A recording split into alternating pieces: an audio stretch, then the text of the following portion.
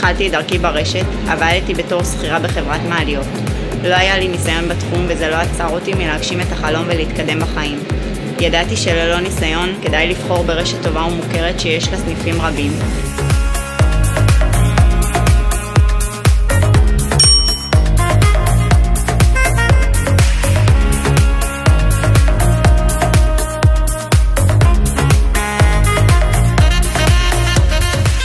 לפני 37 שנים אני מנהל קפיטריות בתוך אוניברסיטת תל אביב.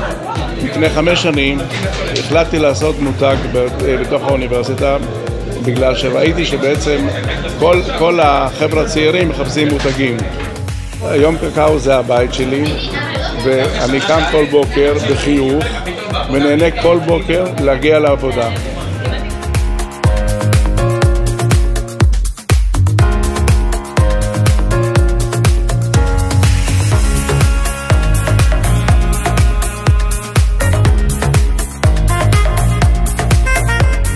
בקקאו יש סטנדרטים מאוד גבוהים באוכל, בנראות הסניף, צוות העובדים, שירות הלקוחות, והכי חשוב זה המיקום המנצח של כל הסניפים.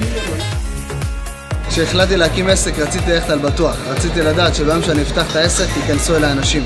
הגעתי לרשת קקאו דרך המלצה, מהרגע הראשון שנפגשתי איתם היה בינינו כימיה טובה וידעתי שזה זה.